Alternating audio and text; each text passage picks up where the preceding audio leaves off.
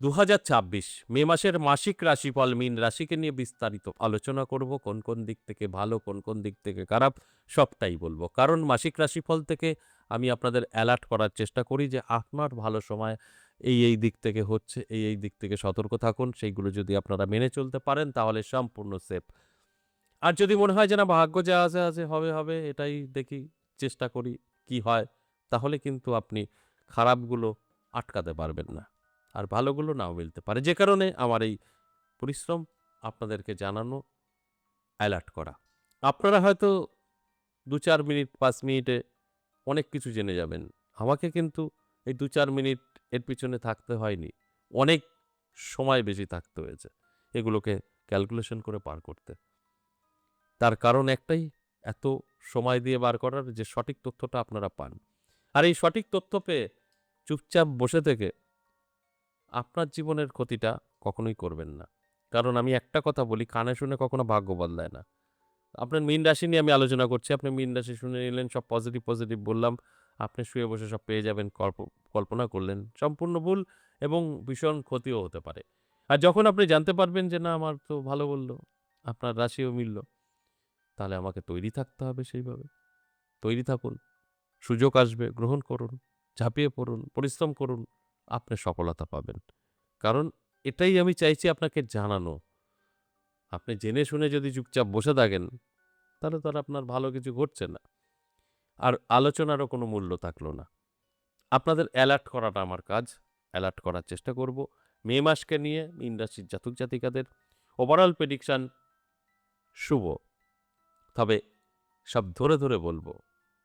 অর্থ কতটা আপনার সাপোর্ট দেবে, স্বাস্থ্য, শিক্ষা, প্রেম, ভালোবাসা সবটা বলব। আর সবটা কিভাবে বলব? কার উপরে ভিত্তি করে? গ্রহের উপরে ভিত্তি করে। গ্রহের গোচরের উপরে নির্ভর করে এই আলোচনাগুলো সম্পূর্ণ করব। কোন, কোন দিক থেকে আপনাকে সাপোর্ট করবে, কোন, কোন দিক থেকে সতর্ক থাকতে হবে, সবটা আমি বলব এবং বোঝানোর চেষ্টা করব। তাই সঙ্গে থাকার অনুরোধ রইল।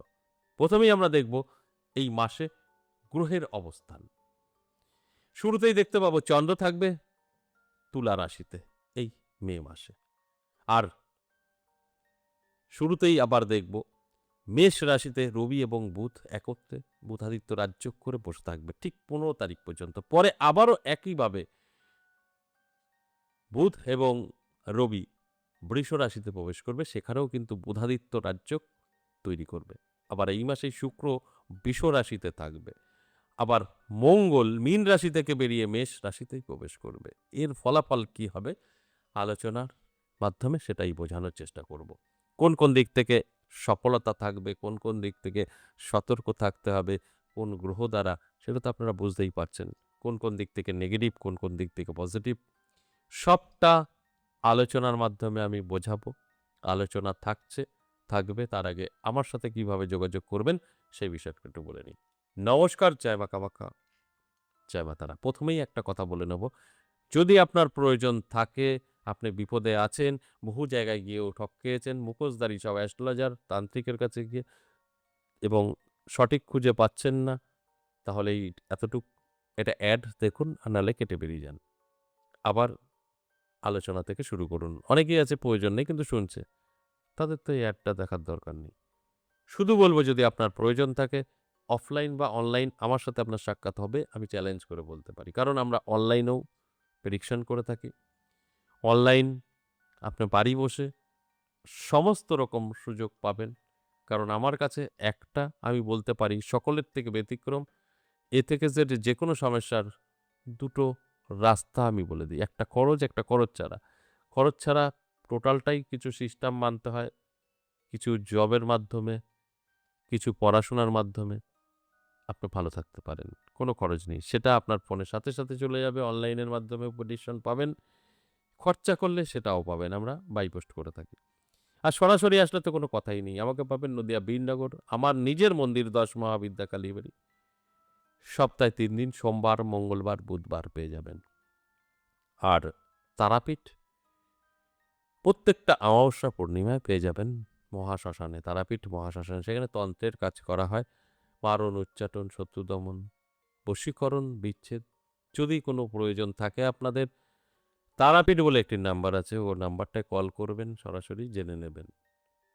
আর যারা বেইননগর আসতে চাইছেন 10 মহাবিদ্যা কালীবাড়ি 62 একটি নাম্বার আছে, 62 নাম্বারে গিয়ে অবশ্যই কল করবেন।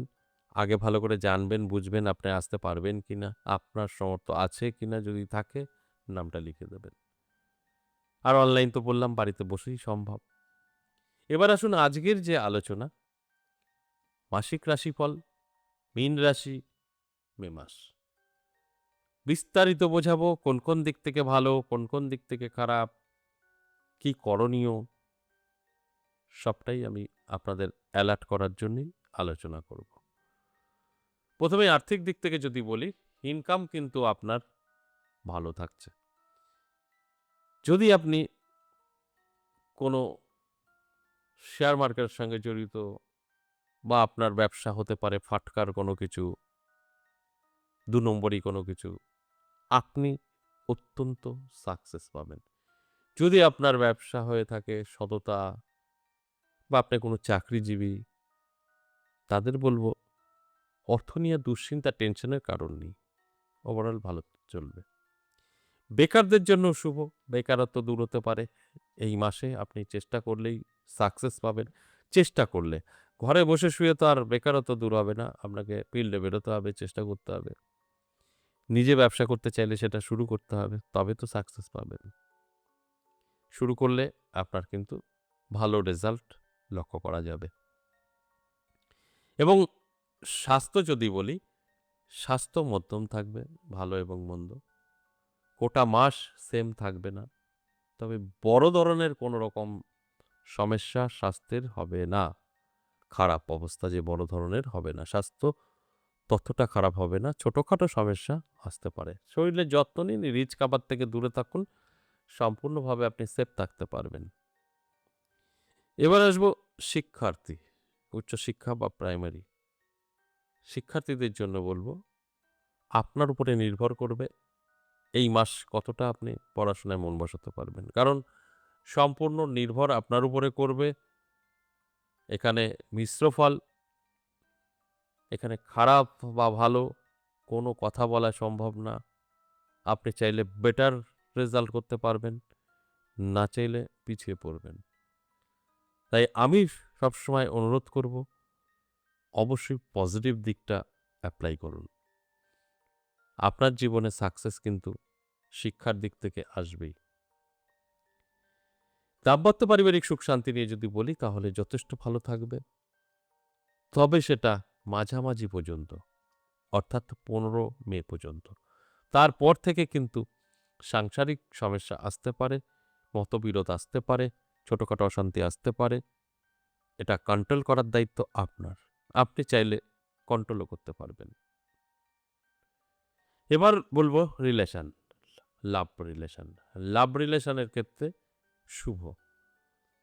যারা নতুন প্রেমে পড়েছেন এই মাসে 1 তারিখ, 2 তারিখ, 4 তারিখ, 5 তারিখ, 6 তারিখের মধ্যে, তাদের জন্য কিছু সমস্যা তৈরি হবে।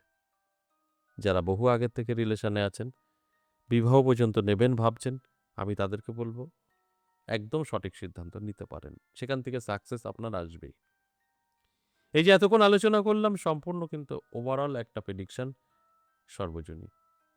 এখানে আমি 50% দিয়ে থাকি যে মিলবে, আর 50% মিলবে না। এবার আপনার যদি সঠিক তথ্য জানতে হয়, তাহলে কোনো অ্যাস্ট্রোলজারের সঙ্গে আলোচনা করে আপনার জন্মছক বা হস্তরেখা বিচার বিশ্লেষণ করে নিন, সেটা সঠিক তথ্য জানতে পারবেন। আশা করি বুঝতে পেরেছেন। আজ এ পর্যন্তই, আবার আসবো নেক্সট ভিডিও নিয়ে। ততক্ষণ ভালো থাকুন। নমস্কার।